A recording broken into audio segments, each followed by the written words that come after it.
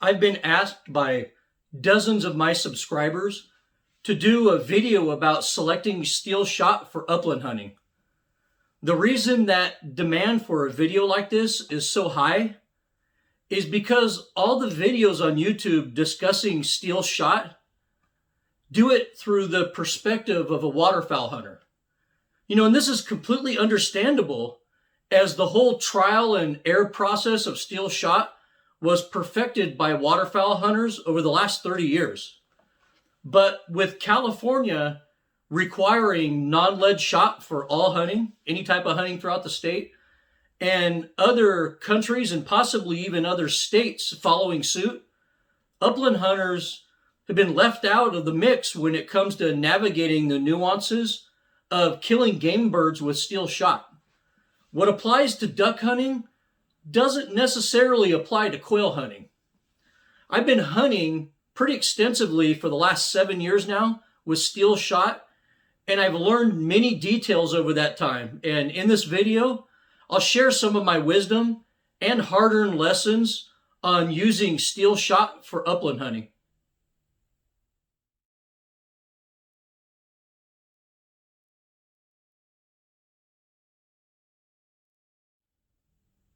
So those of you out there that don't have to use steel shot, at this point in the video, you probably have a big question. Why would anyone use steel shot for upland hunting? Well, there's several reasons for that. You might live in a state or a country that flat out bans lead shot. You might hunt on a preserve or a piece of private property that requires non-toxic shot, which a lot of them do now. Some people out there just don't want lead in the food that they eat, and they're entitled to that. So there's lots of reasons why people use steel shot. In fact, non-toxic shot is one of the fastest growing segments of the ammunition industry right now. And some of you might ask, why not use bismuth or tungsten? And my short answer to that is price and availability. The average person might shoot 60 or 70 shells to get a limit of doves, and who in their right mind is going to spend 3 times more for bismuth in that situation? Even when quail hunting, the expense of bismuth isn't justified really because it doesn't really increase my kill ratio over steel shot on those particular birds. I find that steel easily dispatches even pheasants and ducks with the right loads. The only upland bird I buy the expensive stuff for is for turkey. When it comes to killing a gobbler, it's bismuth or tungsten all the way.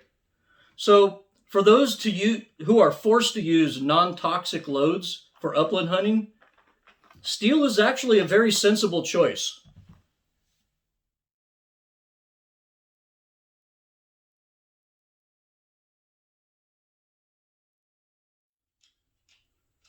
Now we'll try to tackle the comment that's probably going to flood this comment section with people who normally don't watch the video and just comment when they see the title. And that's steel versus lead lethality. There's going to be dozens of comments down below this video about steel shot doesn't kill, it cripples birds. But let's start off this video by comparing what really matters when we compare lead shot to steel shot. For the purposes of killing animals with a shotgun, only 2 metrics really matter, and that's pattern density and energy per pellet.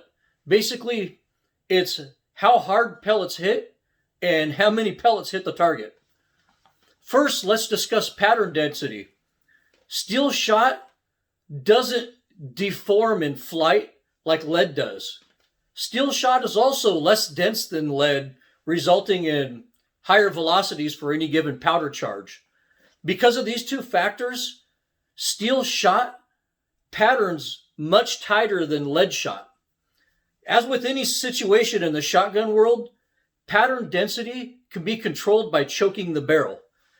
In every situation, steel shot will require a more open choke than lead will.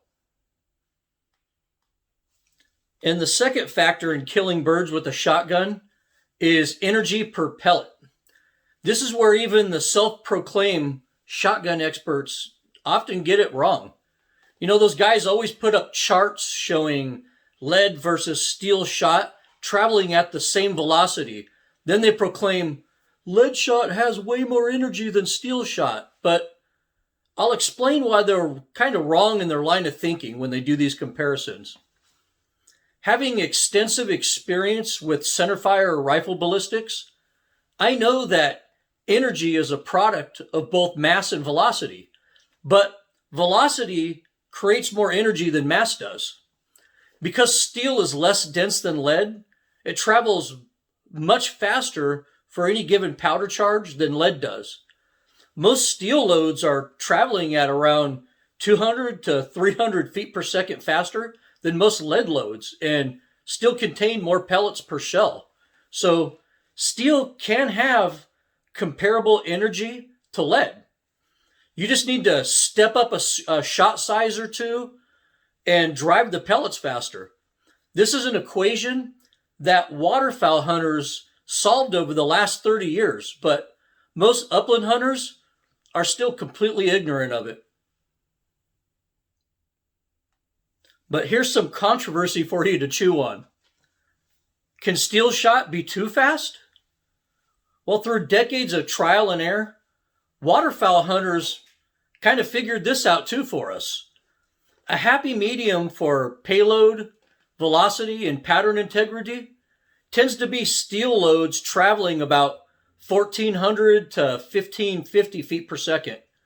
When you start getting up over 1,600 feet per second, payloads get really small and patterns just really start falling apart.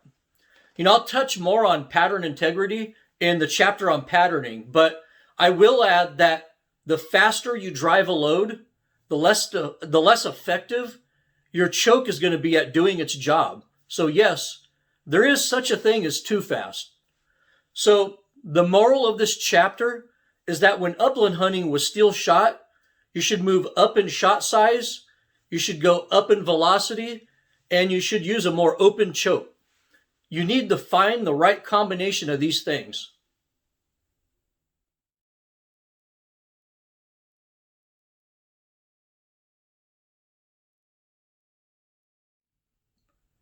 Now that we've established that a velocity of 1,400 to about 1,550 feet per second is optimal for upland hunting with steel, let's talk about steel shot size for different upland birds. Doves are the smallest and easiest to kill of all the upland birds, but don't let that fool you. They're also the hardest birds to hit. Doves can fly up to almost 60 miles an hour, can change direction on a dime, and they do crazy acrobatic maneuvers to avoid being shot while they're in the air. I find that number 6 steel shot is about perfect for dove hunting. It gives you a huge payload of shot to knock those crazy bastards out of the sky, but it isn't too much energy that you destroy the delicious meat on those fragile birds. And remember, usually with doves, you have an underneath shot where you're shooting, up through the breast. So you're not really shooting through the rib cage or the wings or anything to get to the vitals. So number 6 steel shot's about perfect for those suckers. Quail and chukar are larger and tougher birds than doves and behave completely differently too. The method of hunting these ground dwellers is to flush them out of cover and shoot them out of the air. Because they often flush quartering away from you, the shots usually need to penetrate through the ribs and wings to get to the vitals. Because of this, I really like to move up to number 5s when I shoot quail or chukar. Number 5 steel shot is sometimes extremely hard to find though. It's kind of an oddball steel shot size, so it's kind of hard to find. But so I'm often forced to use number 6 steel shot to hunt. And it works pretty good on quail, but it can be marginal on chukar, I'll admit that.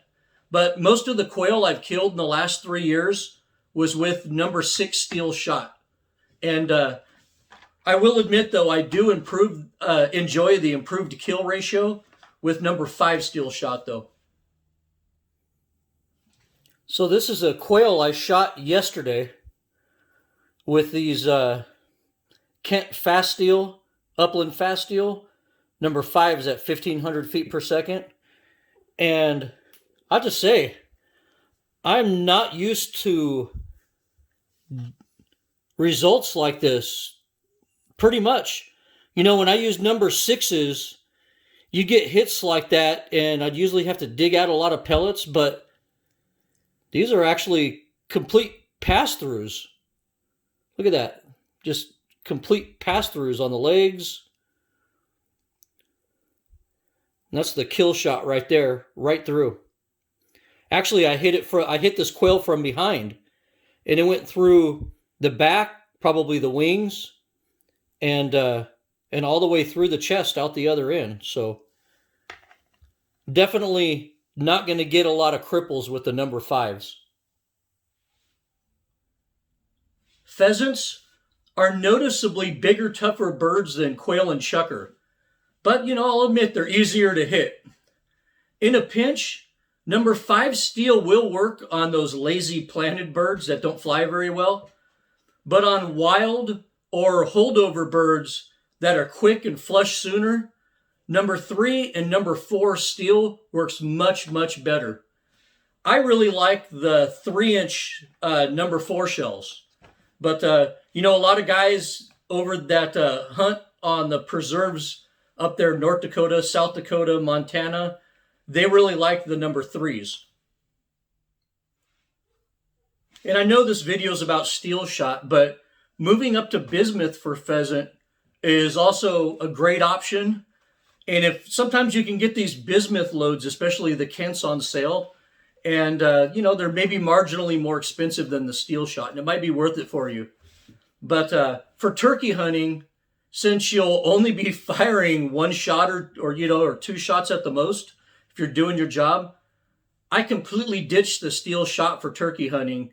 I spend the extra money and use bismuth or tungsten. And I really love that TSS ammo, especially the Federal TSS. So I'm not going to discuss turkey hunting in this video because I don't use steel shot for turkey. I know a lot of people do, but I really don't.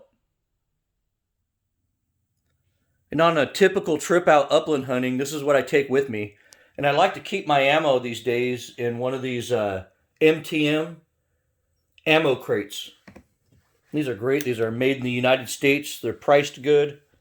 And they're perfect for holding shotgun shells.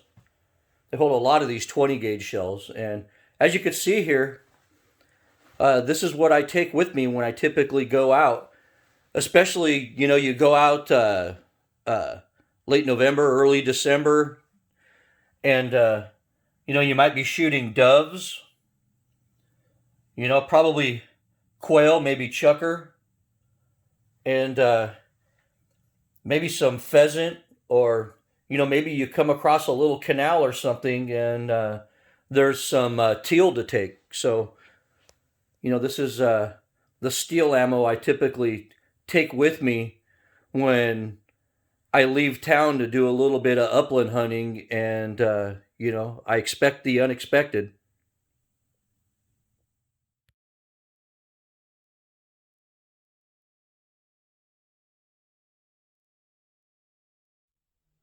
Similar to any ammunition you buy for any kind of hunting, there's good and there's bad quality steel shot shells as well.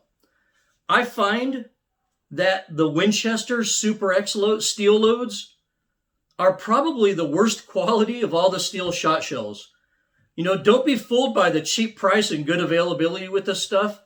The Super X steel is some really crappy stuff. I mean, I've cut open some of these shells and it's a real hodgepodge and mix match of pellets in there. And I'd say half the pellets aren't even round. They're all out of round and everything. So when you get 20% flyers with this, don't come crying to me. I warned you.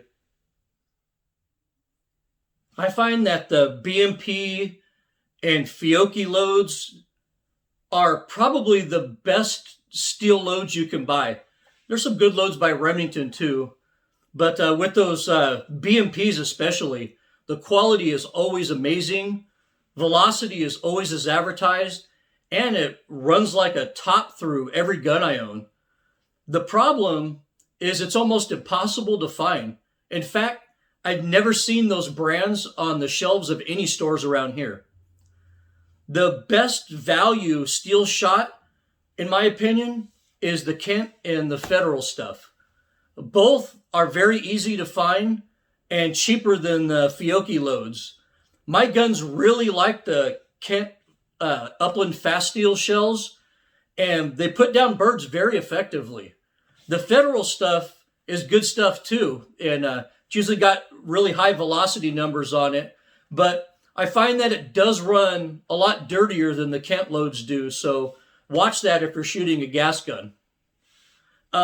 Even among premium steel shot shells, your particular gun may not like some loads. It's just part of the game. It may not cycle light loads. It may not pattern well with really fast loads. This is why patterning different combos is so important.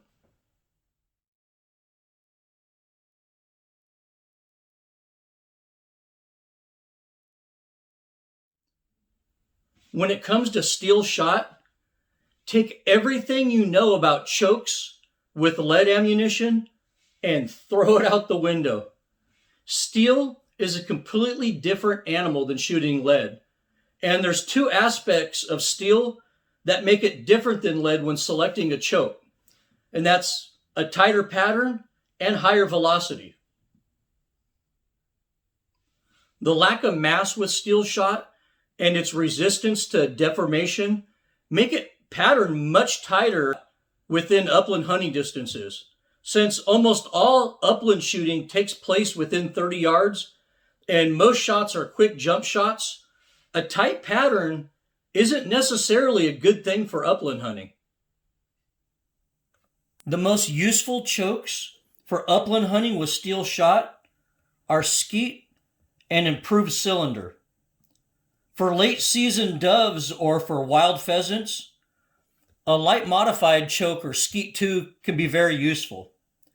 But most upland hunters in California miss a lot of birds because they're using the wrong choke.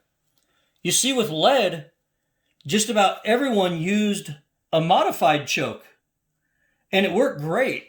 But with steel shot, a modified choke is usually the equivalent of a full choke with lead. Would you use a full choke to hit quail at 15 yards? No, you wouldn't, but many upland hunters are doing just that with steel, and they don't even know it. The second problem with choking a barrel using steel shot is high velocity. And look at that. Like stated earlier in the video, since steel lacks mass, it needs velocity to carry energy. But there's a problem. Chokes start really losing effectiveness as velocity gets high. Your favorite choke, might have the best pattern in the world with 1,300 feet per second loads. But when you shoot a 1,500 feet per second load through the same choke, your pattern might be absolute dog crap. So high-speed steel shot tends to have more point of aim, point of impact issues than lead shot. This means you often need to try several different chokes out. A lot of snooty upland hunters like to poke fun at waterfowl hunters because waterfowl hunters usually have a huge collection of chokes. It's true. But it's because they have to try several different chokes to find one that patterns good with a particular type of steel shot shell. And to tell you the truth, the same applies when shooting steel shot for upland hunting. This is my collection of improved cylinder chokes just for one gun. This is just one type of choke for one gun, all improved cylinder. And anytime I switch ammo brands or the type of ammo I'm using, I pattern the new ammo with a few different chokes to see which one patterns the best. And often, the difference is drastic.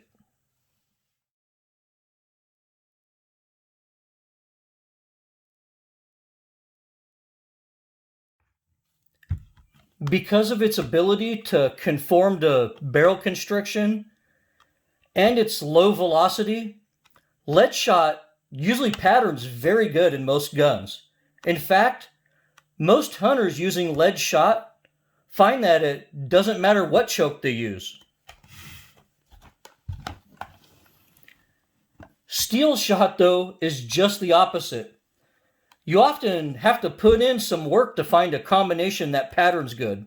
Like I stated in the last chapter, steel shot needs velocity to get its energies, but chokes hate high velocity. So you're looking for a combination of choke and ammo that gives you a decent compromise between energy and pattern. There's basically two reasons for patterning your shotgun. The first reason is to attempt to find the right choke and ammo combination that gives you the best pattern within your likely hunting distance. This is the classic pellets in a 30-inch circle test. The second and most overlooked reason for patterning is to verify your point of aim, point of impact. The center of your pattern could just fly off by 2 feet and you wouldn't know it unless you pattern your shotgun to see it. So I just got 3 flats of this Kent Upland Fast Steel number 5 shot with a muzzle velocity of 1,500 feet per second. I'm going to use it on quail and chukar this season, and I'm really lucky to have been able to score the stuff this year, especially these number 5s, which are really hard to find. So I'm going to go out to some local BLM land to pattern the stuff today. I want to run an improved cylinder choke with these number 5s at 1,500 feet per second. And this is my collection of improved cylinder chokes for this gun. And most of them run about 10 thousandths restriction. I intend to use this ammo with all of these chokes to see which one this ammo likes the best. To make my patterning board, I take some of this white craft paper that I buy by the roll at Michael's, a local craft store, and I cut it into, basically 3x3 squares and stick one of these adhesive targets in the middle of it. I then tape the patterning sheets to a big-ass piece of cardboard and I shoot at it. I mean, it's really that easy. For upland hunting, I usually pattern my shotguns at 25 to 30 yards. Waterfowl hunters tend to pattern at 40 to 50 yards, but that's counterproductive to what we do while upland hunting. I'd say my average shot upland hunting is probably about 20 yards. So when patterning my shotgun, I like to start by shooting off a rest, making sure that I sight properly down the flat of the rib and put the bead at the end of the shotgun right underneath the bullseye. I do this to remove as much human error from the process as I can. And later on, we'll compare our best pattern and our natural point of aim while standing. But when you start, let's start off the bench when we start patterning. So I'm out here in the desert and I set up a patterning board 30 yards away down there, and we're gonna pattern with some different ammo and chokes today out here, hopefully. And first up we have the Carlson close range choke, which according to them is improved cylinder. So let's get that tested out.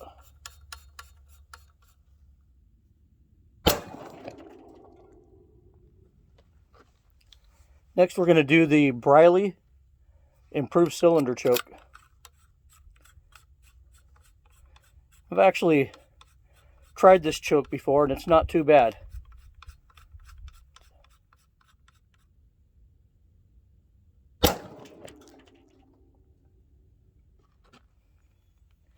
And now we're going to try out the True-Lock improved cylinder.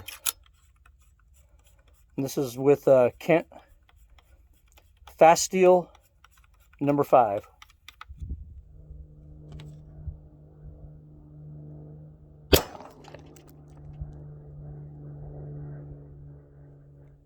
And now we're going to use the factory Beretta choke that this gun came with. Once again, an improved cylinder.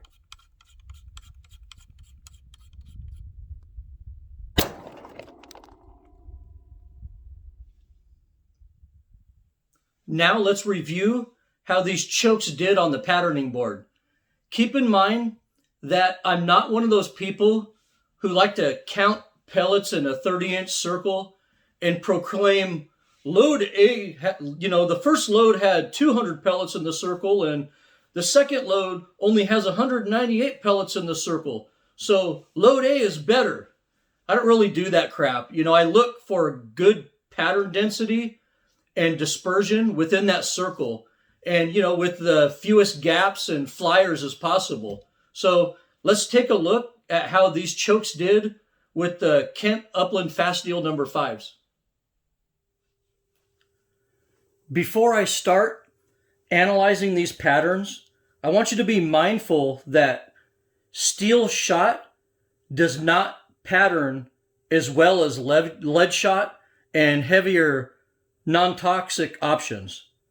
And the faster you drive steel shot, the worse the patterns usually are. So don't expect those textbook perfect patterns you always get with your B&P lead loads. Also, high speed number 5 shot is the point where two things start to happen. Number 1 is that pellet count really drops, and number 2 is that energy starts to get really lethal. So it's a trade-off point. You aren't always going to get a nice full circle of pellets like you do with your number 7s, but you also aren't going to cripple any quail when you hit it with these number 5s. And lastly, all of these pattern boards are with 20 gauge loads, with 2 and 3/4 inch 20 gauge loads. So the pellet count is less than your typical 12 gauge loads. So keep that in mind when you're looking at these pattern boards. But as long as my gun is patterning good, shooting a 20 gauge has never been a disadvantage to me on doves, quail, and pheasants. So let's analyze these patterns and choose a choke for this new ammo that I'm going to use this year. This pattern is from the Carlson's close range choke, which according to them is an improved cylinder choke. And I bought this choke for $42. This is actually a pretty damn good pattern for steel shot. It's centered up really good. And this is going to be extremely lethal at 30 yards. As a matter of fact, I think this is pretty much the best unit you can expect at 30 yards from affordable high-speed steel number 5s. There are a few little flyers around the board, but that's expected with steel shot at 1,500 feet per second. I could definitely work with this pattern. It's not bad. And this pattern is from my Briley improved cylinder choke. You can see that's the Briley improved cylinder choke. And this is kind of a weird pattern to me. At first, I thought that this choke might have been shooting high and to the left over here. But if you look really close, you could see that the mass of the shot is actually kind of centered right here. And the rest of the shot pattern just kind of flares up to the left. You know, I guess I'm not really feeling it on this one. You know, by the way, this same choke does the same thing with my number 6 dove load. So I guess this Briley choke just doesn't really like these Kent Upland Fast Steel number 5s at 1500 feet per second. I do have some loads that pattern pretty good with this choke, but this I don't think this choke likes this ammo that much. And this is the pattern I got from the Trulock improved cylinder choke. And I bought this Trulock improved cylinder choke for the whopping price of $46, so it's a pretty good deal. And that's the pattern I threw. The Trulock choke actually put up a pretty decent pattern at 30 yards with these steel number 5s, I think. You know, it has the typical gaps, some of the typical gaps that you're going to get with steel number 5s at this distance, but the shot is pretty evenly dispersed and somewhat centered, which I like. I definitely use this choke with this ammunition. It's not a bad combination, actually. And this pattern is from the factory Beretta improved cylinder choke that came with this gun. This has a retail value of $55. I'd say that this is another okay pattern, but it probably has the most flyers. I mean, look at way out here on the corner where I wrote down there's flyers out here. There's flyers down there. There's flyers on every corner. So I'd say this choke definitely has the most flyers.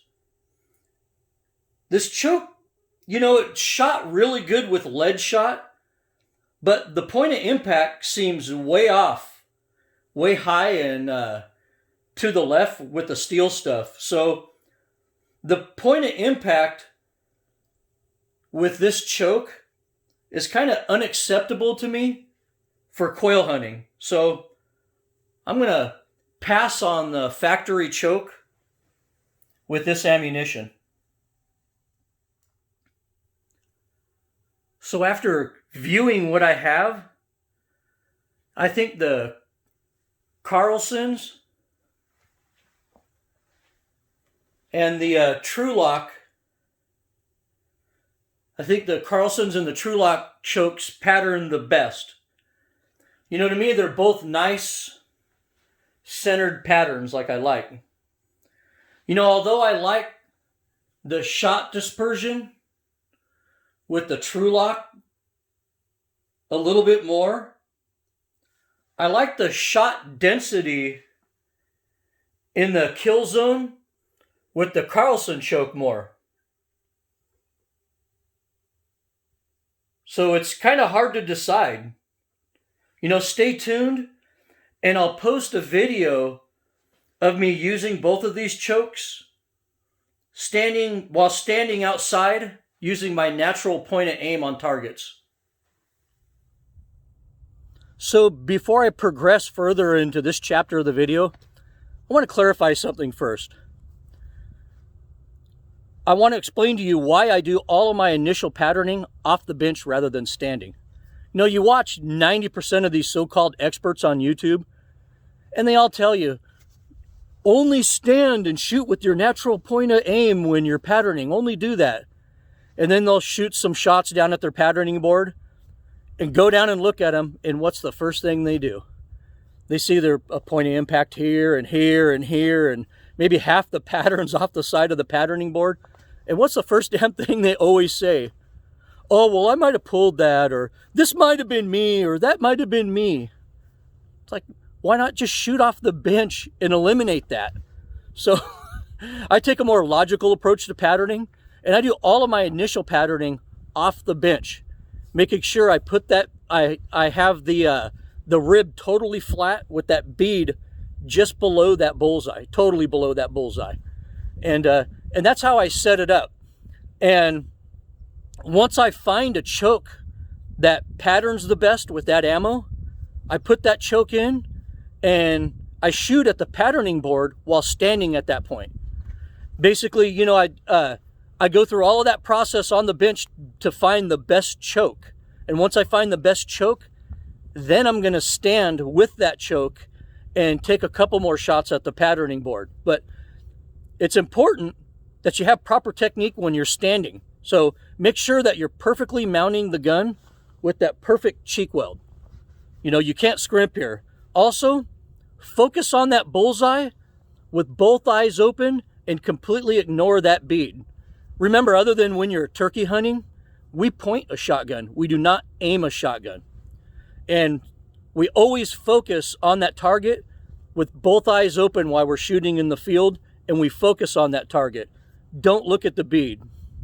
So once you do this, this will be your true point of impact, and it might also reveal how bad your stock fit is or how off your gun or choke are with that particular ammunition. If everything's squared away, great. Your bench rest point of aim, point of impact should closely match your natural shooting point of impact. So I'm going to go out and I'm going to shoot some patterning boards with that Carlson close range choke and my Kent fast steel number 5s. And I'm going to do this at 20 yards. I know I did my bench patterning at 30 yards, and that's a good way to get 30-yard data, which is at the, I would say, the far end of where I'm going to be shooting quail and pheasant and, you know, upland birds. The 30 yards is a pretty long poke with that. So that's where I did it off the bench. But I would say my average shot is probably 20 yards, maybe just under 20 yards, especially when I'm quail hunting and, you know, flushing up bedded quail or singles after I break up a covey or something. You know, that might be a 10-yard shot. So today on my standing shots, I'm going to shoot at 20 yards. I'm going to get a 20-yard pattern with that. So I think that's more appropriate. So let's load up this shotgun and get out there and throw some steel downrange.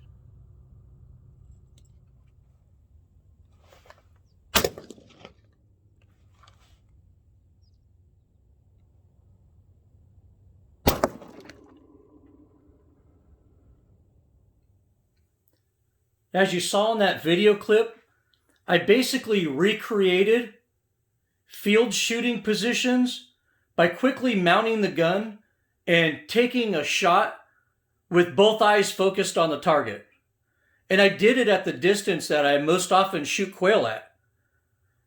These are my standing shots using natural point of aim with both eyes open, focused on the bullseye at 20 yards. They're both pretty good patterns that seem to be on perfect center line. Maybe that one's a little bit to the left, and maybe that one's a little bit high. But these are standing shots with both eyes open, and I made these shots really quick too. And the True Lock pattern, like on the patterning board, is more dispersed. It's a really dispersed pattern. And on the Carlson choke, it's a really dense pattern. I mean, look at that kill zone right there. That's amazing. No quail is going to live at 20 yards with that. You know, in this one, who knows? But they're definitely not living at 20 yards with that. And I'd have to say, between the two, I'm really happy with the combination of the Carlson close range choke and the Kent Upland fast steel number 5s. You know, I have 3 flats of the stuff to use, and it's reassuring to know that this combination is good to go. But if there's one thing you took away from this, it should be that you should consider patterning with steel shot to be a mandatory process.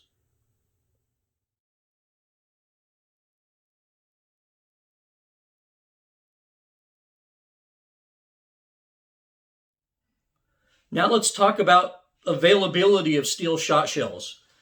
In areas that require non-toxic shock, a good quality, budget-minded steel shot shell can be very hard to find.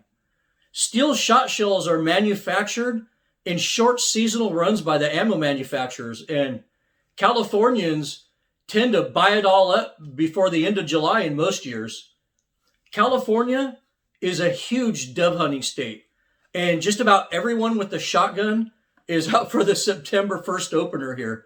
You know, hundreds of thousands of people buy steel ammunition in my state. I start shopping for Upland steel loads when they hit the shelves in May or June. You know, I might even, peruse some of the online retailers. And even if you live in California, you can have ammo sent to an FFL. It'll cost you an extra $35, but it's worth it to have it than save $35 and not have it. So you need to buy early.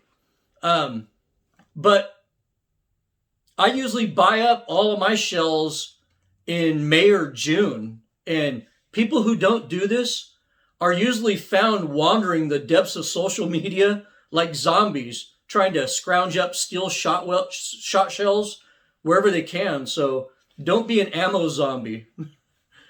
I hope many of you are a little less critical of me for owning so many chokes.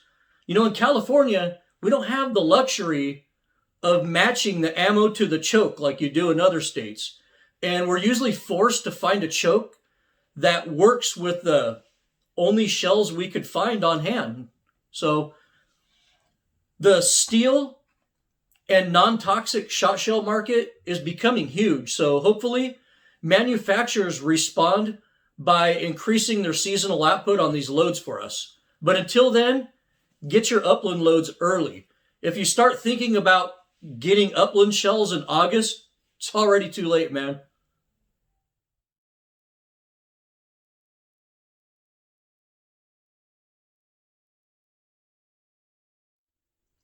So in conclusion, steel shot is a completely different animal than lead shot. Using steel shot for upland birds means disregarding 100 years of common knowledge and canonized facts. It means relearning what you already thought you knew. Waterfowl hunters roll their eyes every time they hear some country club pheasant hunter exclaim, "Steel shot doesn't kill birds," because those guys have been blasting geese out of the sky at 60 yards with steel shot for decades. People who claim steel shot doesn't kill are people stuck in their ways that don't have it figured out yet. With steel shot, you have to move up in shot size, increase velocity, and run a more open choke. I mean, it's really as simple as that. But I just did some hunting out of state last week with lead shot, and I really didn't notice a difference in my kill ratios. So when you hit them good with the correct steel or lead loads, birds go down. But therein lies the problem. Many people hunting with steel ammo aren't actually hitting birds good because they aren't using the correct loads and they're failing to pattern their shotguns. I guess blaming your ammunition for poor shots is the American way. I see it all the time. You also need to factor in that many old guns have barrels that shouldn't shoot steel shot. I know my treasured old Winchester Model 12s won't ever see steel shot down the tube, but I could still put some bismuth down the barrel to make the old girls happy once in a while. But with modern shotguns, you don't really have to worry about that. They'll handle steel just fine. Well, I hope you enjoyed this video on using steel shot for upland hunting. You can reach me with any questions or comments at desertdogoutdoors@gmail.com. Hit subscribe if you find my content worthy of your subscription, and I hope you do. Thanks for watching, and as always, good hunting.